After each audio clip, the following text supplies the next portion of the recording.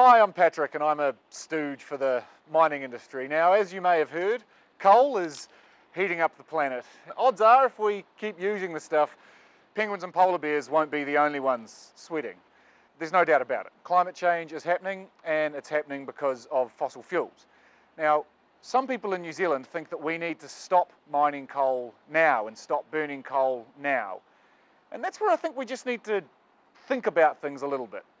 To look at 2021, about 1 million tonnes of coal was used to generate electricity, just to make sure that the lights stayed on. Another 850,000 tonnes used to stock your fridge. So that was mainly used for dairy, cheese, butter, milk, that sort of thing. To a lesser extent, making things out of beef and lamb and venison, your meat. And then for your 3 veg, it was used in hothouses to grow all sorts of things like tomatoes, capsicums, cucumbers, lettuces, the works. And then again, about another 500,000 tonne of coal was used to produce steel and cement, basically anything that you need to make bridges and buildings, houses, footpaths, that sort of thing. When it comes to steel, you simply can't make it without coal. And then there's cement, again, producing it in New Zealand, producing it anywhere in the world, we need coal. Most people don't know that, but most people want a house that's made of steel and cement. Now, you won't see most of this coal, understandably.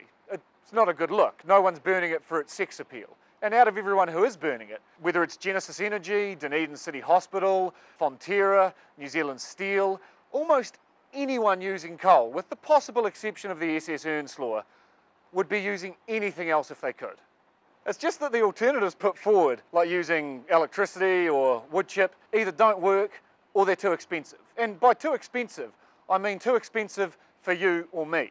I mean, it would be hard to argue that our electricity bills, our cost of living, our food isn't already high. Now imagine if providing that food wasn't being done with a cheap energy source like coal. I'm not forgetting for a moment that the cheap energy we get from coal comes with a price. We have to do something about climate change. New Zealand already puts a price on every tonne of carbon dioxide that goes into the atmosphere. That's actually only the case for 22% of all of the emissions around the world. 78% aren't priced at all. Through the New Zealand Emissions Trading Scheme, we all pay about $75 per tonne of carbon dioxide that goes into the atmosphere. That is 16 times the international average of about $4.50, which again doesn't apply to almost 80% of emissions around the world. Of course, more needs to be done, internationally and domestically.